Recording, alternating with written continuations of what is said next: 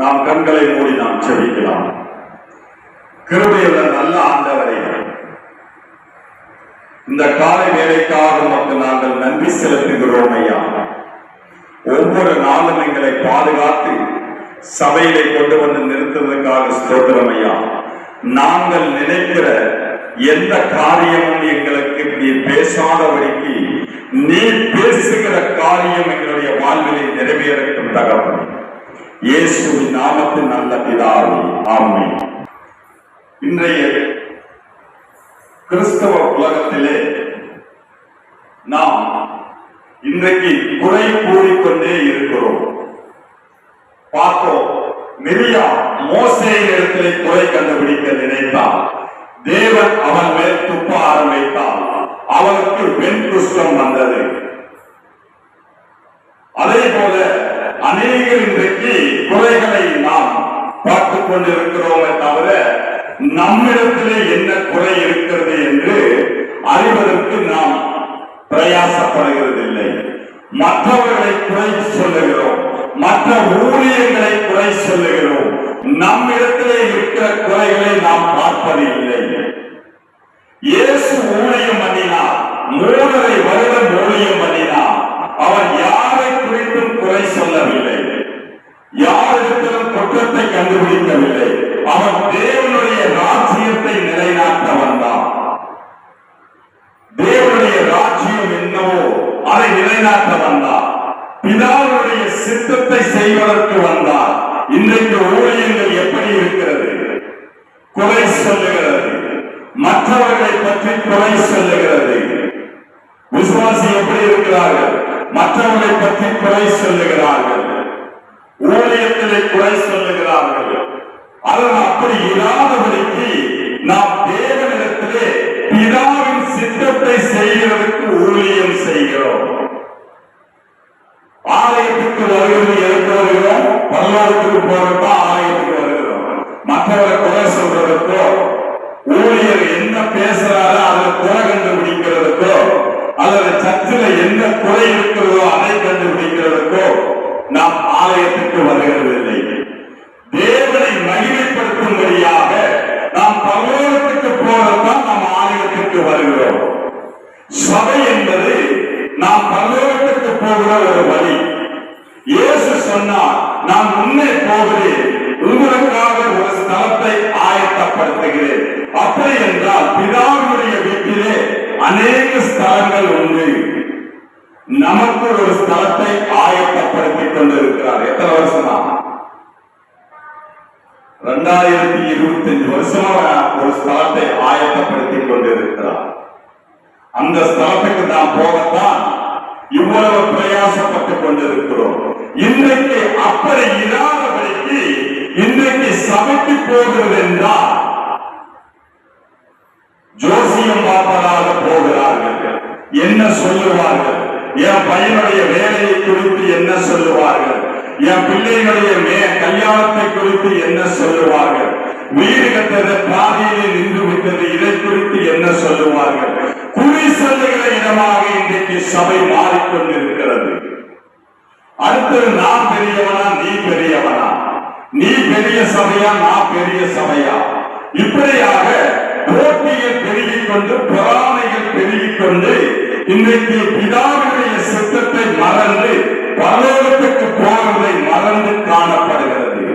அதனாலே நாம் இன்று பிரயாசப்படுகிறது, பரலோகத்துக்கு போக வேண்டும் என்று பிரயாசப்பட. யாருக்காக சபைக்கு நாம் போகக்கூடாது, யாருக்காக சபைக்கு வரக்கூடாது.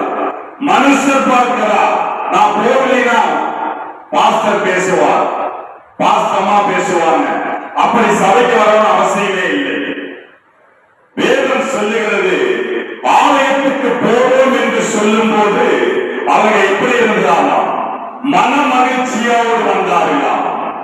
அப்படி நாமும் தேவனை மகிமைப்படுத்தும்படியாக மன மகிழ்ச்சியாக வர வேண்டும்.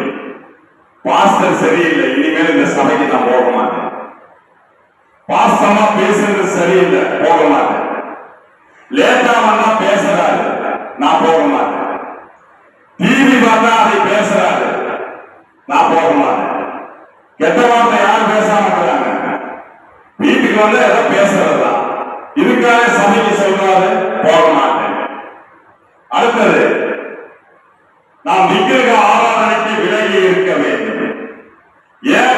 கொடுக்கிறது நான் வாங்கி சாப்பிடக்கூடாது, சாப்பிடக்கூடாதுதான் வேதம் சொல்லுகிறது.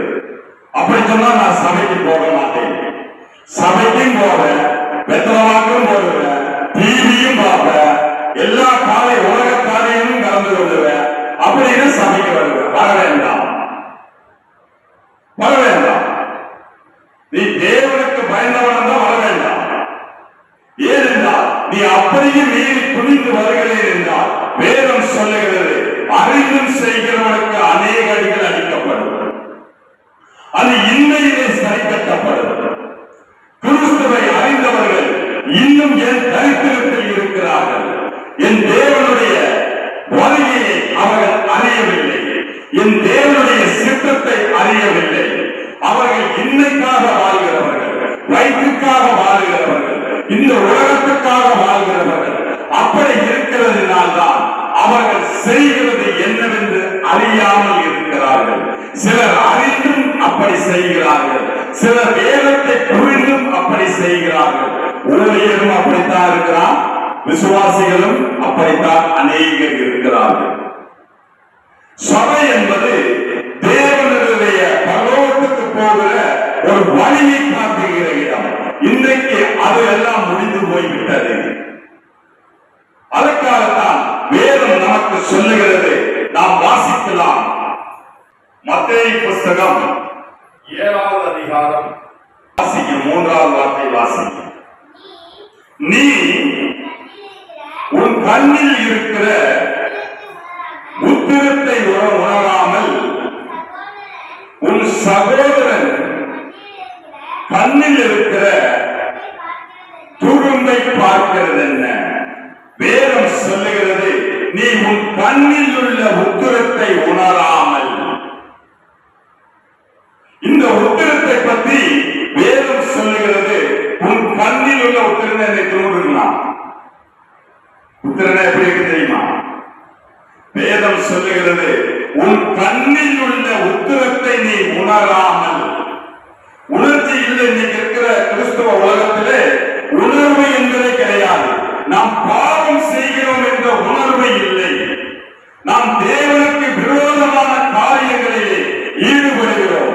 ஆலயத்துக்கு ஞாயிற்றுக்கிழமை வர கை தட்ட பாட்டு பாடுற, வீட்டுக்கு வந்த உடனே டிவி ஓபன் பண்ணி சினிமா பார்த்துட்டு இருக்கிற துணிகரமான பாவம், தேவனுக்கு விரோதமான பாவம்.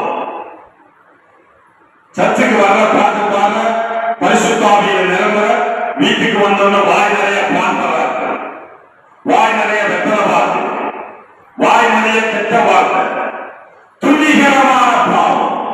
உன் கண்ணில் இருக்கிற உத்திரத்தை நீ அறியாமல். வேதம் சொல்லுகிறது, இந்த உத்திரம் என்றால் சின்னதை திரும்ப கிடையாது. வேதத்தை நாம் வாசிக்கலாம். 1 ராஜாக்களின் புஸ்தகம் 6வது அதிகாரம் வாசிங்க, 9வது வார்த்தை வாசிங்க. இவ்விதமாய் அவன் ஆலயத்தை கட்டி கேவலமான உத்திரங்களாலும் பகைகளாலும் ஆலயத்தை மச்சுப்பாவி முடித்தான். மச்சுப்பாவி முடித்தான். அப்ப உத்திரம் என்றால் நம்ம வீட்டுல பார்க்க தெரியுமா? பழைய கால வீட்டெல்லாம் போட்டிருப்பாங்க. ஓட்டு வீடு ஓடும்போது பெரிய உத்திரம் போட்டுதான் மேல போட்டு ஓடு போடுவாங்க. அப்படி என்றால் வேதம் சொல்லுகிறது, உன் கண்ணில் இருக்கிற உத்திரத்தை அறியாமல். அப்ப உத்திரம் எவ்வளவு பெருசு? பெருசா இருக்கு. அந்த உத்திரம் நீளமா இருக்கு, நல்ல கனமா இருக்கு. அந்த வீட்டினுடைய தாங்கத்தை தாங்கக்கூடியதாக இருக்கிறது. நல்ல வெயிட்டா இருக்கும், நல்ல நீளமாக இருக்கும், நல்ல தடிமனாக இருக்கும். அப்படி இருக்கிறது தான் வேதம் சொல்லுகிறது உத்திரம். உலகமும் சொல்லும், அதை சொல்லுவாங்க விட்டம் என்று சொல்லுவார்கள்.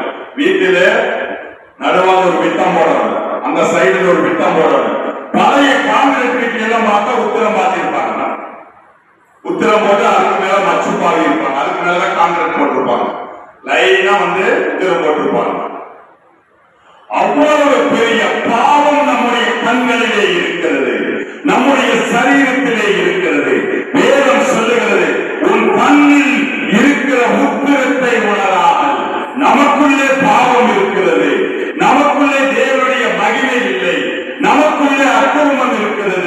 நமக்குள்ளே அநியாயம் இருக்கிறது, நாம் செய்கிறதே பாவம், உணர்வில்லை. இன்றைக்கு இருக்கிற கிறிஸ்தவத்திலே உணர்வு இல்லை. நாம் செய்கிறது பாவம் என்று உணர்வு இல்லை. இன்றைக்கு சபைக்கு போயிட்டு வந்தது என்னவென்றால், முதல் வேலையை வந்தவனே டிவி ஓபன் பண்ணியது, ஒளியும் மொழி, பாட்டு, சினிமா, சீரியல், இவையெல்லாம் வந்து போட்டு பார்க்கிறது. பார்க்க கூடாதுன்னு சபையில சொன்னாங்க, அந்த சபைக்கு நான் போக மாட்டேன், போக தேவையில்லை. யாருக்கு நஷ்டம்? உலகம் முழுவதும் நீ ஆதாயப்படுத்திக் கொண்டாலும் உன் ஆத்மாவை நீ நஷ்டப்படுத்தினால் யாருக்கு லாபம்? அதுக்கு ஊழியருக்கு ஒன்றும் பிரச்சனை இல்லை, அவர் வாட்டுக்கு போயிடுவார், பல்லவம் போயிடுவார். சபைக்கு போயிட்டு வந்த உடனே போதை பழக்கங்களுக்கு அடிமை. சபைக்கு போயிட்டு வந்தவுடனே மதுபான கடைகளிலே நிறைகிறார்கள் கிறிஸ்தவர்கள். அடுத்தது வாயில் கெட்ட பழக்க வழக்கங்கள், பான்பர, புகை, வெத்தலை, பாக்கு, எத்தனை இன்னும் இருக்குது, போதை வஸ்துகள், துணிகரமா செஞ்சது, துணிகரமான பாவம், கெட்ட வார்த்தை பேசுறதுல துணிகரம். இப்ப தெரியாது, இன்னையிலே சரிக்கட்டப்படும். வேதம் சொல்லுகிறது, நீ உன் கண்ணில் உள்ள உத்தரத்தை அறியாமல் மற்றவரை நீ குறை சொல்லுகிறார். வேதம் சொல்லுகிறது, உன் கண்ணில் இருக்கிற உத்தரத்தை உணராமல் உன் சகோதரனுடைய கண்ணில் இருக்கிற துரும்பு, அடுத்தவன் செய்ய ஒரு சின்ன தவறு, அதை நீ பெருசு எடுத்து காட்டிட்டு இருக்கிற. உன்னுடைய குற்றத்தை நீ உணரவில்லை, உன்னுடைய பாவத்தை நீ உணரவில்லை, நீ செய்கிற தவறு. இன்னைக்கு கிறிஸ்தவனா மனைவியை நேசிக்காமல் அடுத்த பெண்ணை நேசிக்கிறார்.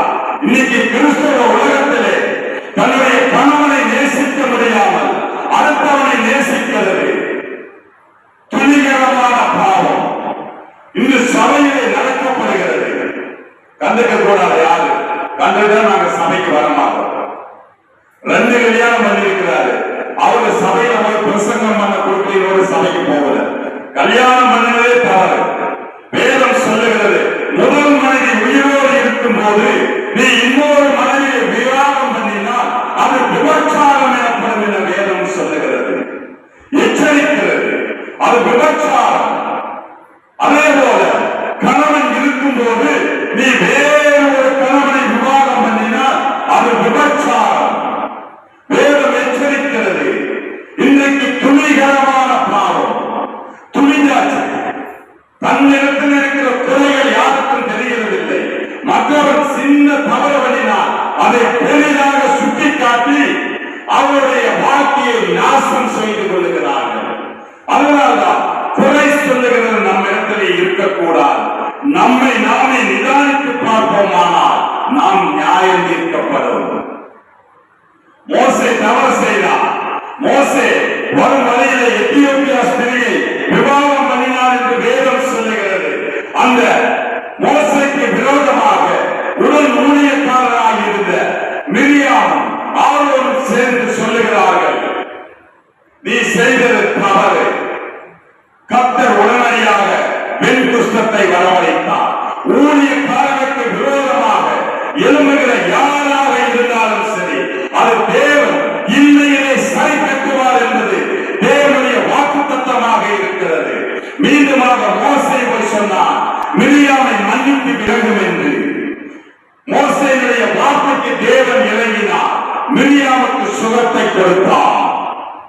இன்றைக்கு துணிகரமாக கையை நீட்டுகிறார்கள். கிறிஸ்தவத்துக்கு விரோதமாக நீட்டுகிற கைகள் பெண் குஷ்டம் அல்ல. என் தேவனுடைய சித்தம் எதுவோ அது நடக்க எச்சரிக்கையாக இருக்க வேண்டும். அதனால் தான் வேதம் சொல்லுகிறது, உன் கண்ணில் இருக்கிற உத்தரத்தை உணராமல், தன்னிடத்திலே இருக்கிற பெரிய பாவத்தை நீ உணராமல் மற்றவனிடத்தில் இருக்கிற குறையே சொல்லிட்டு இருக்கிறீங்க. அதனாலதான் சொல்ற, 10 பேர் கூடுனா அந்த இடத்துல நிக்காது. 4 பொம்பளை சேர்ந்த அந்த இடத்துல நிக்க கூடாது. 4 பெண்கள் சேர்ந்தாங்க, முடிஞ்சது. தன்னுடைய நியாயமே அந்த இடத்துல வராது, தன்னுடைய தவறே அந்த இடத்துல வராது. நான் நியாயாதிபதி என்று பேசிவிடுவார்கள். ஆனால் உலகம் சொல்லும் அவள் தேவனுக்கு பயந்தவள் அல்ல, அவள் தேவனுக்கு பயந்தவள் அல்ல, அவள் தேவனுடைய கட்டளைகளுக்கு மீறினவள் என்று. அதனால் தான் வேதம் சொல்லுகிறது, இந்த ஸ்திரீ சில வேளைகளை சந்துக்களில் இருப்பார், சில வேளைகளை வீதியில் இருப்பாரா, ஆசனம் போட்டு உட்கார்ந்து கொண்டிருப்பாரா. நாம் அப்படி இராதபடிக்கு பரலோகத்துக்கு போவதற்கு எச்சரிக்கையாக இருக்க வேண்டும். வாசிக்கலாம். சங்கீதங்களின் புஸ்தகம் 82ஆம் அதிகாரம் வாசிங்க. 5வது வார்த்தை வாசிங்க. அறியாமலும் உணராமலும் இருக்கிறார்கள், அந்தகாரத்திலே நடக்கிறார்கள், தேசத்தின் அஸ்திவாரங்கள் எல்லாம் அசைகிறது. வேதம் சொல்லுகிறது, அவர்கள் எப்படி இருக்கிறாரோ, உன் கண்ணில் உள்ள துரும்பை உத்திரத்தை உணராம். நீ செய்யறது பெரிய பாவம். நான் என்ன பண்ணுறேன், சும்மா நிஜம் பார்க்க மட்டும்தான் போடுறேன். ஆனால் வேதம் சொல்லுகிறது அதுதான் உத்திரம் என்று. உன் நிலத்தில் இருக்கிற உத்திரத்தை நீ உணராமல், உணர்வு இல்லை. இன்றைக்கு கிறிஸ்தவர்களுக்கு உணர்வு இல்லை, பாவம் செய்கிறோம் என்கிற உணர்வு இல்லை. பிள்ளைகளோடு குடும்பத்தோடு உட்கார்ந்து டிவி பார்க்கிறார்கள். டிவி பார்க்கிறது தவறு சொல்லவில்லை, அதுல என்ன காரியங்கள் பார்க்கிறோம் என்று நாம் பார்க்க வேண்டும். பிள்ளைகளுக்கு கற்றுத் தருகிறோம், நல்லதை கற்றுக் கொடுக்க வேண்டும். சினிமா படங்களை வருகிற காவல் காட்சிகளை கற்றுக் கொடுக்கிறோம். இன்றைக்கு அது ஒரு பெரிய பேசனா இருக்கு. கூட்டிட்டு போய் கல்யாணம் பண்ணாதான் கல்யாணம், பெற்றோருக்கு சுமை குறைய ஆரம்பிக்குது. இன்றைக்கு அது ஒரு பேசனாய்க்கு வருது. திருப்பூர்ல 2 நாளைக்கு முன்னாடி ஏன் காதலன் பெரியவனா உன்னுடைய காதலன் பெரியவனான்னு இன்ஸ்டாகிராம்ல ஆரம்பித்து நடு ரோட்ல வந்து 2 பிள்ளைகள் படிக்கிற 11th படிக்கிற பிள்ளைகள் 2 பேர் வந்து சண்டை போட்டுக் கொள்ளுகிறார்கள். யாரும் விளக்க முடியவில்லை. கூகுள் செய்தியிலும் வந்துவிட்டது. கூகுள் வந்தா உலகம் முழுவதும் போயிடும். அதனால்தான் உன் கண்ணில் உள்ள உத்திரத்தை உணராமல் தன்னுடைய பிள்ளைகளுக்கு நல்ல பழக்க வழக்கங்கள், தன்னிடத்திலே நல்ல பழக்க வழக்கங்கள் காணப்பட வேண்டும். அடுத்ததான் நாம் மற்றவரை பத்தி சொல்றதுக்கான வாய்ப்பு நமக்கு இருக்கக்கூடாது. அதுக்காக நாம் ஜெபிக்கிற பழக்கம் உடையவர்களாக இருக்க வேண்டும், ஜெபிக்க வேண்டும். வேதம் சொல்லுகிறது, அறியாமலும் உணராமலும் இருக்கிறார்கள். இன்றைக்கு வசனத்தை கேட்கிறார்கள், ஜெபிக்கிறார்கள், அந்நிய பாஷை பேசுகிறார்கள், ஆவியிலே நிறைகிறார்கள். ஆனால் உணர்வில்லை. நாம் செய்கிற பாவம் என்று உணர்வில்லை. நம் பிள்ளைகள் செய்கிற பாவம் என்கிற உணர்வில்லை. இன்னைக்கு வயது வந்த பிள்ளைகள் தவசம் போட்டு தெரியுது. எப்படி இருக்கு? பெற்றோர்கள் வந்து பிள்ளையா தெரியலாம், மற்றவர்களுக்கு எப்படி தெரியும்? அது கவர்ச்சியாக தெரியும். எதில் மூடணுமோ அதில் மூடி இருக்கணும். வேதம் சொல்லுகிறது, நாம் டிரெஸ் அணிவது கூட நாணமாய் அணிய வேண்டும். மற்றவர்களுக்கு அது இடையூறாக இருக்கக்கூடாது.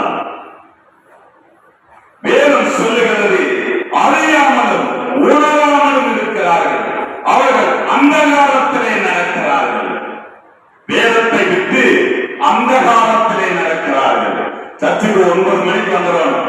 சர்ச்சு 9 மணிக்கு ஆரம்பம். 8:45 வாங்க வரமாட்டோம். அப்படி சொல்ற சபைக்கு நாங்க வரமாட்டோம். நாங்க இஷ்டம் போல வருவோம். 9:30 வருவோம், 9:45 வருவோம், 10 மணிக்கு வருவோம். அப்படின்னு வருவோம். இல்லாடி வரமாட்டோம். வர வேண்டாம், தேவையில்லை. ஏனென்றால் தேவன் சொல்லுகிறார், நமக்காக ஒரு ஸ்தலத்தை அவர் ஆயத்தப்படுத்திக் கொண்டிருக்கிறார். அங்க யார் போக முடியுமா? 2 வார்த்தை பைபிள் சொல்லுது, உத்தமனும் உண்மையும் உள்ள ஊழியக்காரனை நீ உள்ளே வா. எல்லாரும் ஊழியக்காரர், விசுவாசி எல்லாருமே. இவங்க தான் உள்ள போக முடியும். சும்மா எல்லாம் வரவங்க எல்லாம் வந்து உள்ள போக முடியாது. நீ வந்தாலும் ஒன்றுதான், வராட்டி ஒன்றுதான். அவர்கள் எப்படி அந்த காலத்திலே நடக்கிறார்கள். தேசத்தின் அஸ்திவாரங்கள் எல்லாம் அசைகிறது. இன்னைக்கு கிறிஸ்தவன் துணிகரமா பாவம் செய்ய முடிந்தா தேசத்தினுடைய அஸ்திவாரம் அசைஞ்சிருக்கு. எங்கு பார்த்தாலும் போகணும், எங்கு பார்த்தாலும் இப்ப பாரு வயநாடு எல்லாம் அழிச்சிட்டு போகுது. அடுத்தது வயநாட்டுக்கு பக்கத்துல இருக்கு நம்ம தமிழ்நாட்டில் திடீர்னு பூமி நடுங்கிறாமோ அப்படியே வீடெல்லாம் உள்ள போகலாம், எல்லாம் பயந்துட்டு இருக்கிறாங்க. எத்தனையோ வீடுகள் உள்ள போச்சு. ஏன்? பாவம் பெருகும் போது அழிவும் பெருகுகிறது. கர்த்தருடைய வருகை சமீபமாகிறது. வேதம் சொல்லுகிறது, தேசத்தின் அஸ்திவாரங்கள் எல்லாம் அசைகிறது. இஸ்ரேல் தேசம், ஈரான் தேசம் குண்டு போட்டு கேட்கிறான். அமெரிக்காக்காரன் குண்டு போட்டு அவருடைய விளைவுகள் பின்னாடி தெரியும். பூமி எல்லாம் அப்படியே பூகம்பமாக ஆரம்பிச்சது. உணர்வுகள் இல்லை. இன்றைக்கு இருக்கிற கிறிஸ்தவ உலகத்திலே கொஞ்சமாவது உணர்வு இல்லை. நாம் போடுகிற ட்ரெஸ் மற்றவர்களுக்கு இடையூறாக இருக்குமா? அந்த உணர்வு இல்லை. அடுத்தது, நாம் பேசுகிற நாவுடைய வார்த்தை கிறிஸ்தவத்துக்கு சாட்சியாக இருக்குமா? உணர்வு இல்லை. அடுத்து நாம் செய்கிறது வேதத்துக்கு உகந்ததாக இருக்குமா? உணர்வு இல்லை. உணர்வு இல்லாதனாலதான் சர்ச்சுக்கு ஏதோ பேருக்கு வர்ற சபைக்கு பேருக்கு வந்துட்டு பையன் கல்யாணத்துக்கு நாள் பார்த்து, நட்சத்திரம் பார்த்து, ஜாதகம் பார்த்து, முகூர்த்த நாள் பார்த்து கல்யாணம் வைக்கிறான். அடுத்தது வீடு கட்டும் போது வாஸ்து பார்க்கலாம். அடுத்தது மூளையெல்லாம் கரெக்டா வருமானு பார்க்கலாம். அடுத்தது அது அக்னி மூளை, இது அஸ்த மூளை, இது துஷ்ட மூளை, இப்படி பார்க்கிறார்கள். உணர்வு இல்லை. கிறிஸ்தவன் என்கிற உணர்வு இல்லை. நாம உங்களோட சாமிதான், அவங்க உங்களோட சாமிதான், எல்லாமே சாமிதான். உணர்வு இல்லை. வேதம் சொல்லுகிறது, நமக்கு ஒரே தேவன் உண்டு. அவர் வானத்தையும் பூமியையும் சிருஷ்டித்தவர். அவரை தவிர வேறு ஒரு தேவன் நமக்கு இல்லை. அப்படி எல்லாம் தேவன் என்று சொன்னால் உணர்வு இல்லை. நமக்கு உணர்வு இல்லை. அவர்களுக்கு ஏற்றதை ஏற்றுக்கொள்ளுகிறார்கள். உணர்வு இல்லை. வாசிங்க ஏசாயா தீர்க்கதரிசன புஸ்தகம் 44ஆம் அதிகாரம். ஏசாயா தீர்க்கதரிசன புஸ்தகம் 44வது அதிகாரம். வாசிங்க 18வது வார்த்தை வாசிங்க. அறியாமலும் உணராமலும் இருக்கிறார்கள், காணாதபடிக்கு அவர்கள் கண்களும், உணராதபடிக்கு அவர்கள் இருதயமும் அடைக்கப்பட்டிருக்கிறது. வேதம் சொல்லுகிறது, எப்படின்னா அவர்கள் கண்ணில் இருக்கிற உத்திரம் அவ்வளவு பெருசு இருக்கிற பாவம் நிறைந்து காணப்படுகிறதுனால அறியாமலும் உணராமலும் இருக்கிறார்கள். அதை அறிய அவங்க பிரியப்படுறது. நம்ம பைபிளை படிச்சா கர்த்தர் நம்மோடு பேசுவார். அதை எதுக்கு நம்ம படிக்கணும்? பேப்பர் வாங்கி படிப்போம். பேப்பர்ல என்ன வருது? முக்காவாசி பொய்யா போடுவோம். செய்தி ஒண்ணுனா 4ஆ போடுவோம். என்னைக்கோ நடந்தது போடுவேன், இன்னைக்கு படிச்சுட்டு இருப்போம். சிலர் சொல்லுவாங்க, காலையில இருந்துச்சு நான் பேப்பர் படிக்கலைன்னா பைத்தியம் பிடிச்ச மாதிரி இருக்குது. அது பைத்தியம் பண்ணிருச்சவன். அந்த பைத்தியத்திலிருந்து வெளியே வரதுனா முடியாத ஒரு காரியம். செய்தி படிக்கலைன்னா அவனுக்கு வந்து டாய்லெட்டே போக முடியாது, பேப்பர் காரனையே பார்த்துட்டு உட்கார்ந்து வேண்டியதுதான். அப்படி பைத்தியம் பண்ணி போடுறது. அதனால்தான் வேதம் சொல்லுகிறது, அவர்கள் அறியாமலும் உணராமலும் இருக்கிறார்கள். ஏப்பாட படிக்கிற வேதம் சொல்லுகிறது, நாம் அன்னதினமும் இன்றைக்கு உலகம் முழுவதும் சாட்சி சொல்றாங்க, உயிருள்ள புஸ்தகம் என்றால் அது பைபிள் மாத்திரமே. அந்த உயிருள்ள புஸ்தகத்தை நீ அன்னதினமும் காலையிலே வாசி, அனுதினமும் அதை தியானி. அது உன்னை நடத்தும், உன்னுடைய கரத்தை பிடிக்கும், உன்னுடைய பிள்ளைகளுடைய வாழ்வை செழிக்க பண்ணும், உன்னுடைய வீட்டினுடைய காரியங்களை தேவன் வாய்க்க பண்ணுவார். டெய்லி பைபிள் படி. அதனால படிக்க முடியாது, அதனால படிக்க முடியாது. நீயே படி. பிள்ளைக்கு சொன்னவா நீ படி, பெற்றோருக்கு சொன்னவா நாங்க படிச்சதாலும் முடிஞ்சது, பிள்ளைகளாலும் படிக்க. எப்படி படிக்க பிள்ளை? பிள்ளை எப்படி படிக்க? பிள்ளைகள் பெற்றோரை பார்த்தே வளர்ந்து கொண்டிருக்கிறது. பெற்றோர்கள் என்ன காரியம் செய்கிறார்களோ அதே காரியத்தை பிள்ளைகளும் செய்கிறது. அதனால்தான் பிள்ளைகள் சொல்லுது, நீ செய்யாத நான் செய்யற. நீ காலையில் இருந்து ஜோமன் பைபிள் படி, பிள்ளையா பண்ண. உணராமலும் அறியாமலும் இருக்கிறார்கள், காணாதபடிக்கு அவர்கள் கண்களும், உணராதபடிக்கு அவர்கள் இறுதியும் அடைக்கப்பட்டிருக்கிறது.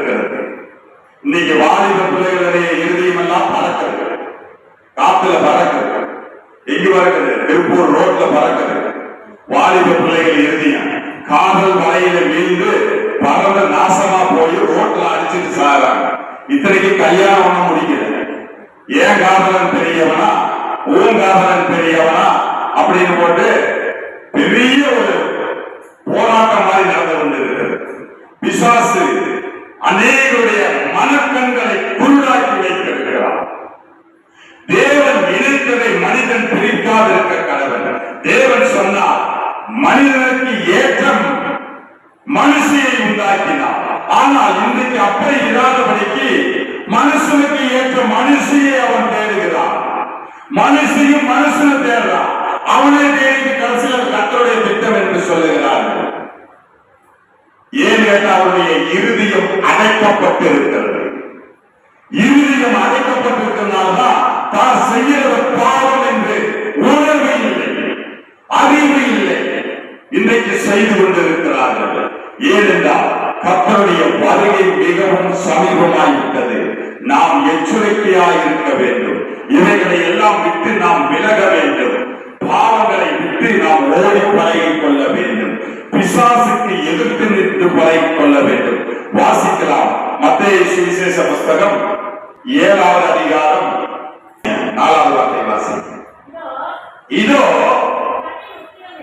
உன் கண்ணில் உக்கிரம் இருக்கையில் உன் சகோதரனை நோக்கி நானும் கண்ணில் இருக்கும் துரும்பை எடுத்து போடட்டும் என்று நீ சொல்வது எப்படி? தாங்கத்தையே பெரிய பாவம் இருக்குது, அதை உணர முடியல. மற்றவன் இடத்துல இருக்கிற சின்ன ஒரு பாவம் செஞ்சிருப்பான், அது வழியா நாளுக்கு ஒரு வழி சொல்லிட்டா, நாளுக்கு ஒரு வழி சொல்லிட்டா, நீ உங்ககிட்டயே பாவம் நிறைஞ்சு காணப்படுது. உலகத்தில் இல்லாத பழக்கமே இல்லை. உலகத்தில் இல்லாத கெட்ட பழக்கம் ஒண்ணுமே உங்களுக்கு இல்லாத எல்லா பழக்கமும் உண்டு. நீ போய் மற்றவர்களுக்கு சொல்ற, நான் வந்து சத்தியத்தை சொல்லிட்டா பைபிள் இருக்கிறது. அவங்களுக்கு ஒரு சத்தியம் எப்படி? வீடு கட்டினிய பால் காய்ச்சாத உள்ள போயிடாது, கல்யாணம் பண்ணினிய ஆராத்தி இருக்காம உள்ள வந்துடாது, செத்தாங்களா அப்ப கோப்பாத்தாவே வந்து எடுக்கிறாரு. எப்படி? இவங்களுக்குள்ள ஒரு சத்தியம். கேட்கறது மட்டும்தான் காது இருக்கு. வெளியில போனா எல்லா உலகத்தோடு சேர்ந்துக்குது. உணர்வு இல்லை, அறிவு இல்லை. அந்த உணர்கிற அறிவு நமக்கு இல்லை. அப்படி இருந்தால்தான் நாம் தேவனிடத்திலே போக முடியும். இன்னைக்கு சொல்லப்படுகிறது, மாயம் இதோ உன் கண்ணில் உத்திரம் இருக்கையில் உன் சகோதரனை நோக்கி. இவனே எல்லா கிறிஸ்டியும் செஞ்சிருவான். அடுத்த கிறிஸ்தவங்களுக்கு ஒரு சம்பவம் நடக்கு, அதை பெருசா பேசிட்டு இருப்பான். எப்படி பாத்தியா? அவங்களையெல்லாம் பார்த்து வேதம் சொல்லுகிறது. வாசிங்க, மத்தேயு சுவிசேஷ புஸ்தகம் 7:5 வாசிங்க. மாயக்காரனே, முன்பு உன் கண்ணில் இருக்கிற உத்திரத்தை எடுத்து போடு, பின்பு உன் சகோதரன் கண்ணில் இருக்கிற துரும்பை எடுத்து போட வகை காப்ப. நீ முதல் கிறிஸ்தவனா மாறுதா, நீ முதல் வேதத்தை படி, நீ முதல் பைபிளை படி, நீ முதல் ஜோம் பண்ணு, நீ முதல் உத்தமமாய் மாறு, நீ முதல்ல பரிசுத்தமாய் இருக்க வேண்டும். நம்ம பரிசுத்தமாய் இருக்க வேண்டும். நம்ம வேதத்தை படிக்க வேண்டும். நம்ம நீதியின் பிரகாரம் வாழ வேண்டும். வேத வசனத்தின் பிரகாரம் வாழ வேண்டும் நம்ம நினைக்கிறோம். அப்புறம் சுவிசேஷம். நீயே அக்கிரமம் செய்யற, நீயே அநியாயம் செய்யற, நீயே கெட்ட வாக்கம் வந்துக்கிற, நீ போய் வாய் நிறைய கெட்ட வாக்கம் போட்டு இயேசு நல்லவர், நீங்க தச்சுட்டு வாங்க, கெட்ட வாக்கு போடக்கூடாது. எப்படி இருக்கு? உன் வாய் நிறைய போட்டு வச்சுட்டு இருக்கிற. நம்ம போய் சொல்றோம், நம்முடைய வாழ்க்கையில போய் சொல்றோம், வேலை செய்யறதுல போய் சொல்றோம். அவன் நம்ம உற்று பார்ப்பான். இவனே போய் சொல்றான், இவன் என்ன கிறிஸ்தவன் என்று. கிறிஸ்துவம் என்றால் கடினமான ஒரு வாழ்க்கை தான். அதை வாழும்போது நாம் நகுவாக பரலோகத்துக்கு போக முடியும். ஆமென்.